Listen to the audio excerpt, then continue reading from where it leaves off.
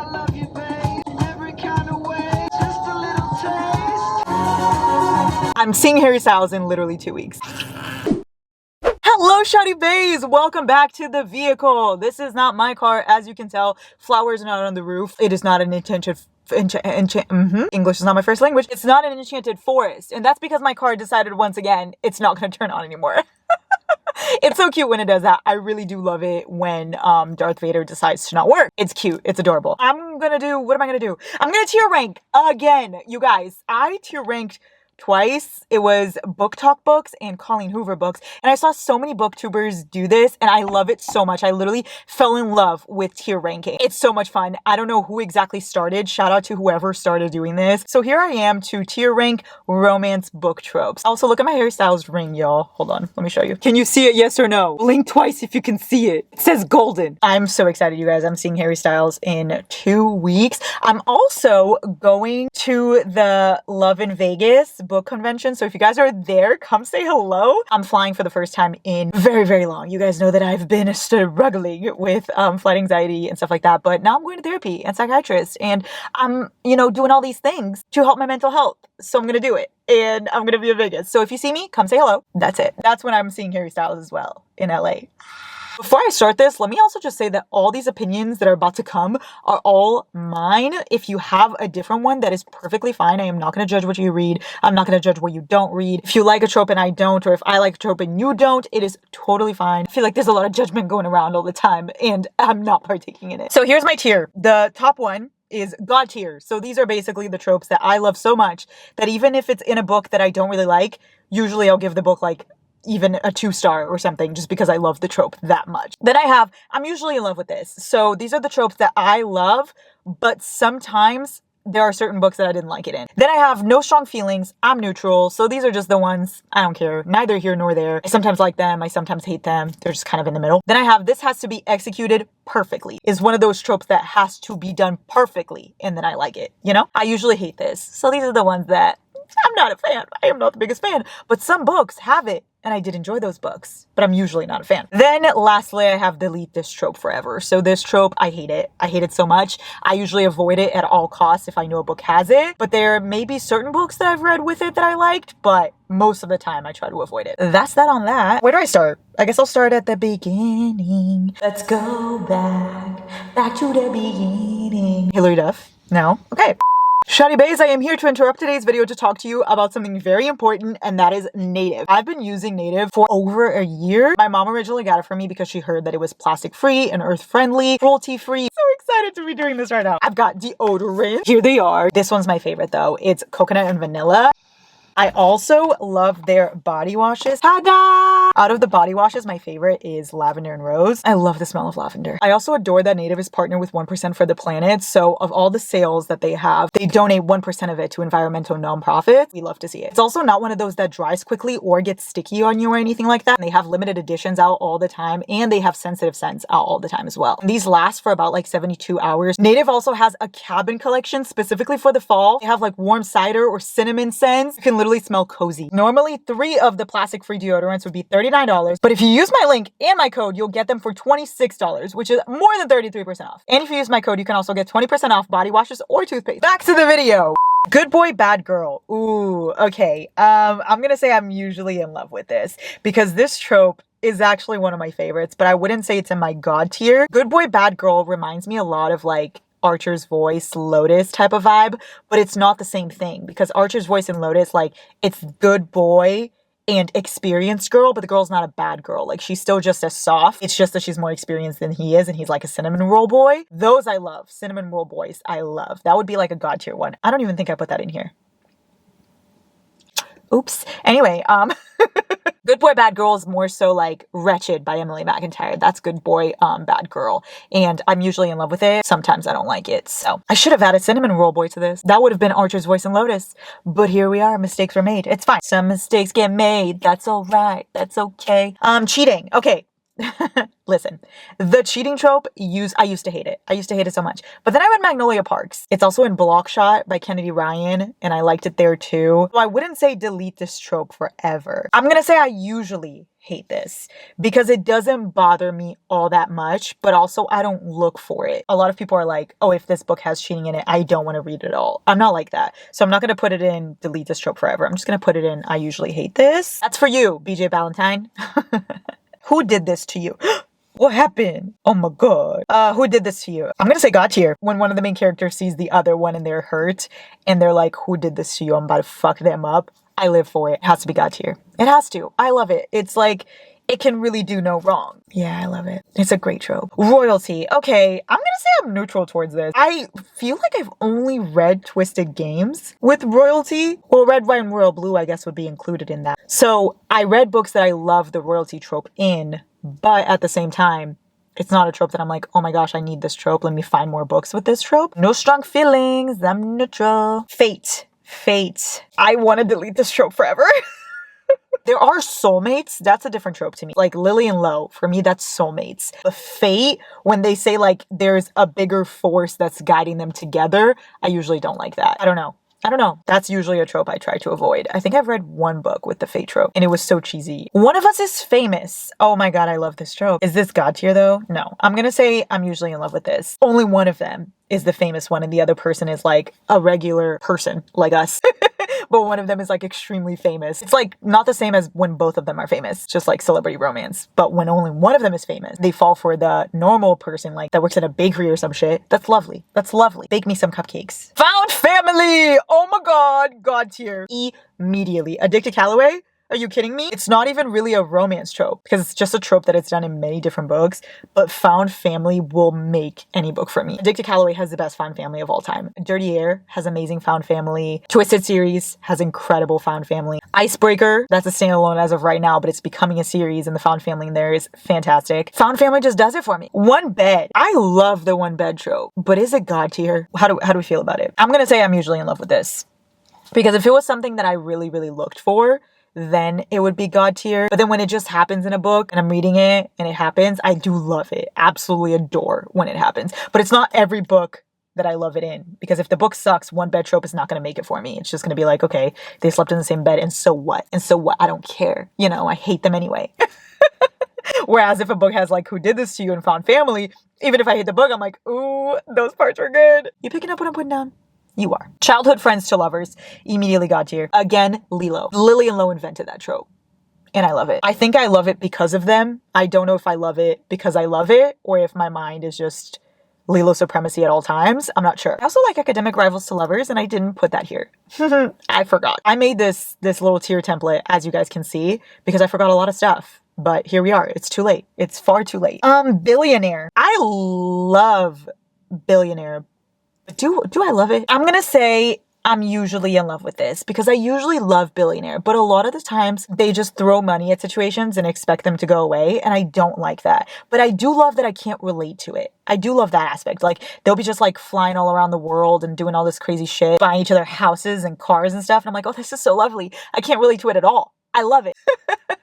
I want to be a billionaire. One night stand. I usually hate this. It like is too real, if that makes sense. Like the trope is too normal. It just happens so often that it's not special to me in a book. I'm like, oh, okay, they had a one night stand and now they're hooking up and now they're getting to know each other and they like each other and stuff. It's like real life.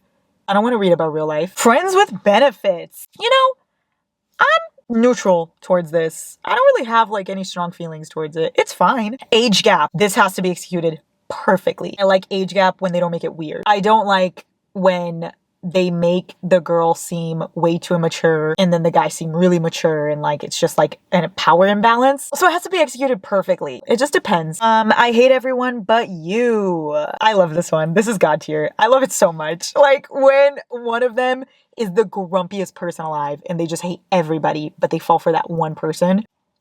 Adore it. Teacher, student, delete this trope forever. There's one book that I like with that trope. What was it? I don't remember. I read one book that I was like, ooh, this was fun. When I watched Pretty Little Liars, just like everybody else, I was like, ooh, Arya and Fitz. And now I'm like, oh, the parents were right. I was wrong. I usually avoid that trope. If it's in a book that I'm, reading already, then, I'll just continue and see where it goes. I don't look for this trope. Step sibling, delete this trope forever also. I remember when I watched Clueless, I was like, this is weird. What is this? But then also, I love Clueless, so... But also, y'all, Life with Derek, when I watched that, I was like, there's tension going on between Casey and Derek, okay? But they were also step siblings. I don't know. I haven't found a book where I love this trope yet. So I'm just going to say delete this trope forever because as of right now, that trope rubs me the wrong way. But maybe there will be a book that completely changes that. I am not opposed to changing my opinions ever. So like if there's a book that comes around that I really, really like with one of these tropes that I'm saying I hate, it's okay. I will admit that I was wrong. Second chance. I used to love Second Chance. But now I'm going to say this has to be executed perfectly because sometimes Second Chance is amazing and I love it. Like when something small happened and they drifted apart and now they see each other years later and they're trying again. I love that. It's amazing. But then lately I've been reading a lot of Second Chances where like someone will really fuck up and it'll be really bad. And then years later they reconnect and I'm like, no, because why did you do that? I'm going to put it in. It has to be executed perfectly because it's a trope that I do like if it's done correctly. The death trope. Delete this forever until the end of time. I hate this trope with everything inside me. And this is a trope that I will actively stay away from. If I know that there's a death trope somewhere, I won't read the book. A lot of people have told me to read several books that I know have the death trope in it, and I will not read it. I don't want it. I want sunshines and rainbows. I want happily ever after. I don't want one of you to die. I'll die right there with you. Are you crazy?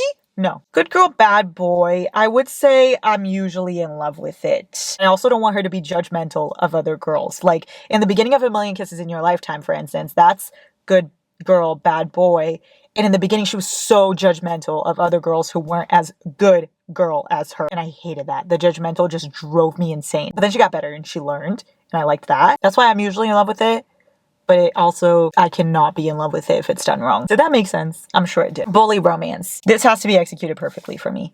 I don't love it very much, but also I don't hate it. If the guy is too mean, I don't like that. But also if he's like not mean enough and it's silly, I don't like that either. So it has to be a balance. It's not a trope I stay away from, but it's also not one that I look for. Marriage of Convenience. I like Marriage of Convenience. Do I like Marriage of Convenience? I do like Marriage of Convenience, but do I love it? I'm gonna say I have no strong feelings towards it. Marriage of Convenience is also really, really good, but I'm not in love with it. So I can't put it on like the in love with. Yeah, I have no strong feelings towards it. I'm neutral. Pregnant. I usually hate it.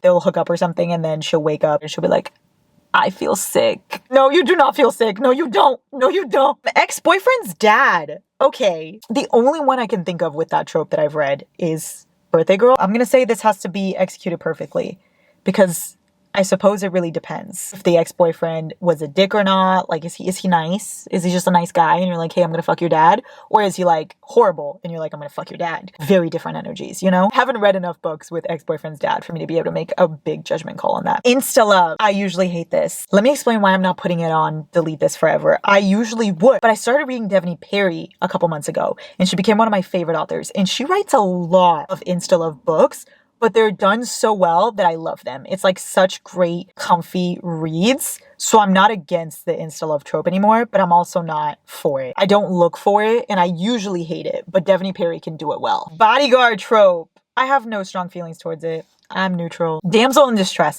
Delete this trope forever. Delete it forever. I've hated this trope ever since I can remember. I watched Smallville such a long time ago. One of my faves. I love Clark Kent. I love Lois Lane. And Lana Lang in that show pissed me off like no other. Pissed me off so much until she became a bad bitch. She pissed me off. And I realized it was because of the damsel in distress. It was because she always needed saving. And he was always the one saving her. I didn't want that. I want him to save her, don't get me wrong. But I also want her to save him. I also want her to be able to stand up for herself. Which is why Lois Lane is the most perfect person for Clark Kent. Because she can hold her own. But then he also does save her. So we get those cute scenes. But she's not a full damsel in distress. Lana was. And I realized I hated that trope then, years ago. And now I still hate it. Because we don't need no man. Ever. We can save ourselves. And it's nice if he's there, but we don't need him. Damsel in distress, goodbye. Friends to lovers. I like it. Picasso. I like childhood friends to lovers more, but friends to lovers is good too. Grumpy Sunshine, immediately got tier. Immediately got tier. One of the best tropes of all time. It can be Grumpy Sunshine or reverse Grumpy Sunshine, and I love it. I love the core 8, like all of them, so equally, except Lilo a little more.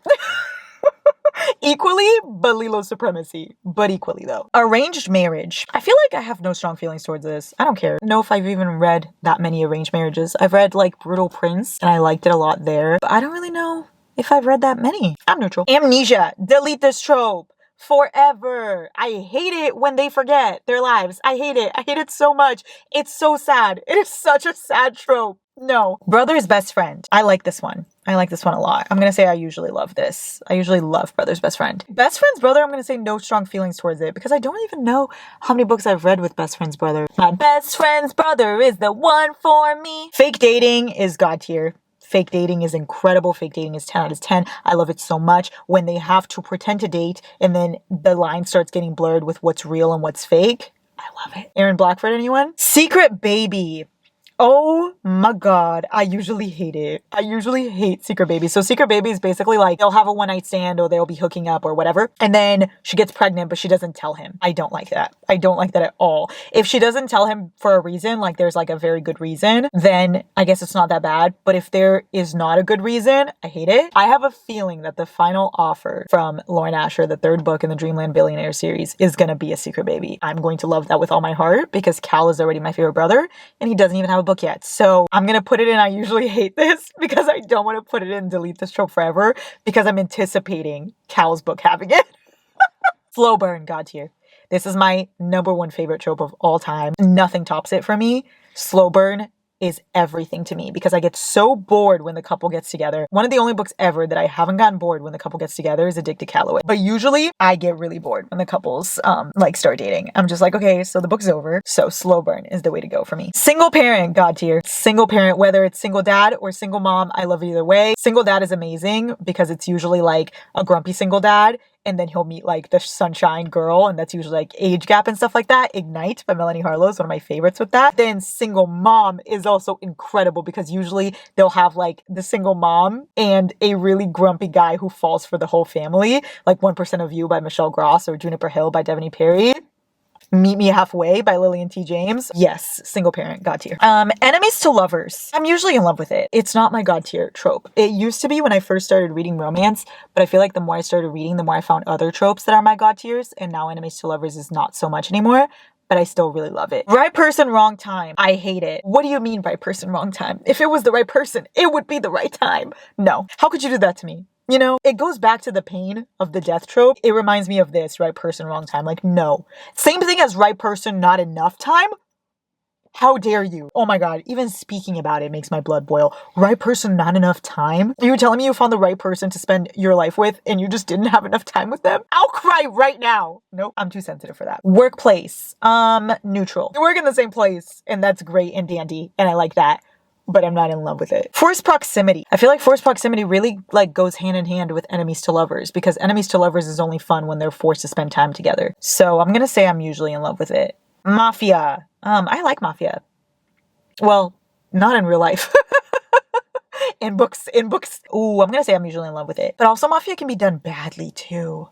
I'm gonna say it has to be executed perfectly. That makes sense. Sports romance. I'm usually in love with this. Yes.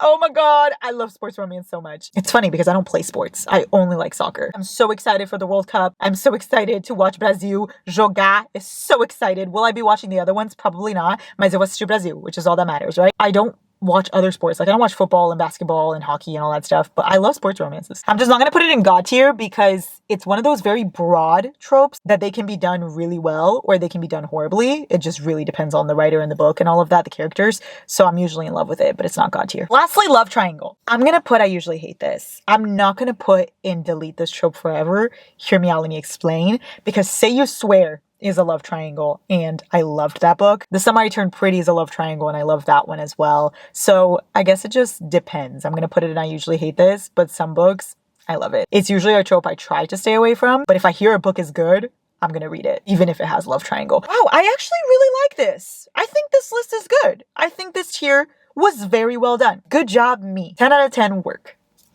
I may have forgotten a lot of tropes. I'm not sure. But let me know. If I forgot enough of them, I can do a part 2 to this. But I don't think I forgot all that many. But if I did, I can do a part 2. Or let me know anything else you want me to rank. And once again, Shawty Bays, all these opinions were my own. You can have completely different ones. And that is perfectly fine. Just wanted to reiterate that. I love you so much, Shawty Bays. Have such a good day.